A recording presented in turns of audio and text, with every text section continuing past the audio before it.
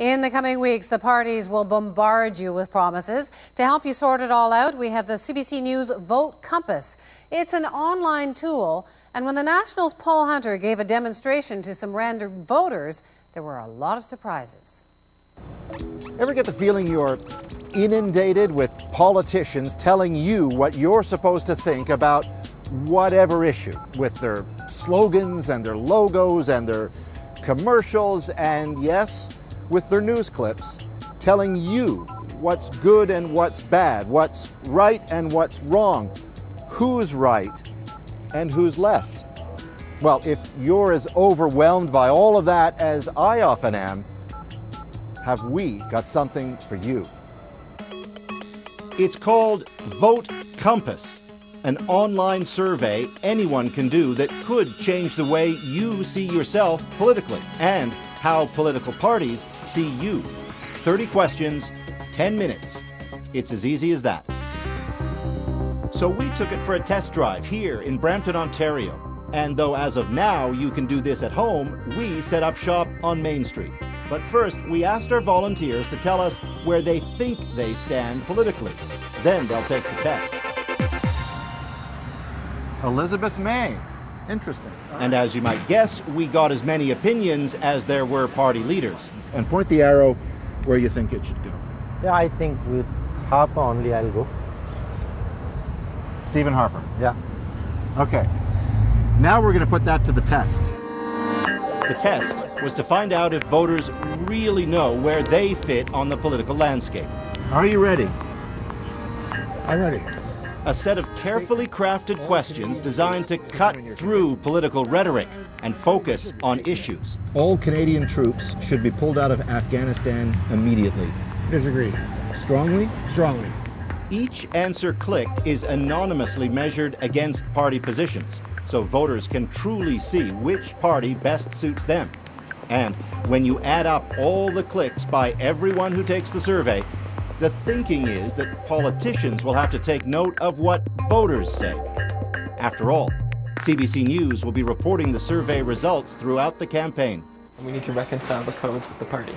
Helping create the project, these University of Toronto graduate students who, along with some of Canada's top political academics, spent months preparing Vote Compass. We have to make sure that we have the English and the French by the end of today.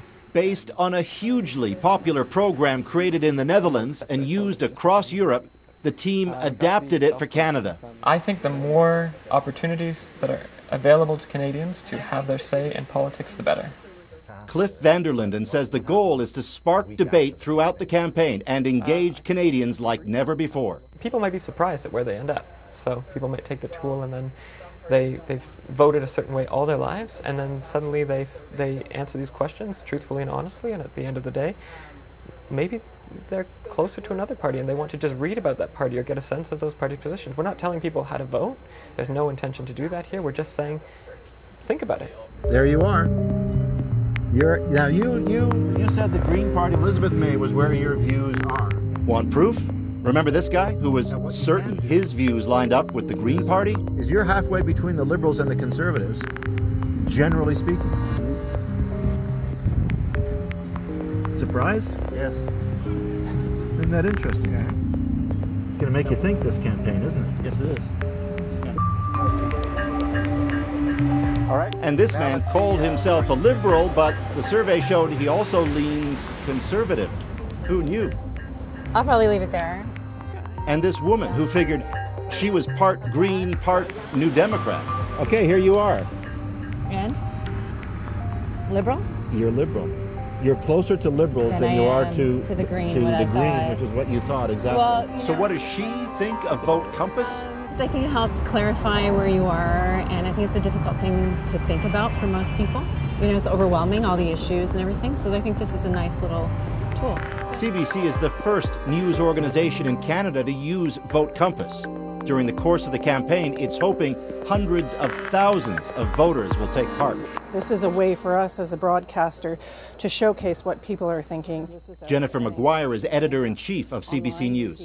As the public broadcaster, we have an obligation around engaging Canadians in democracy, and it seemed to me that this was the perfect tool to do that. It's a learning tool. You get to have insight into the actual party platforms around the various issues, and you get to gauge your own sort of personal connection to that in a real fact-based way.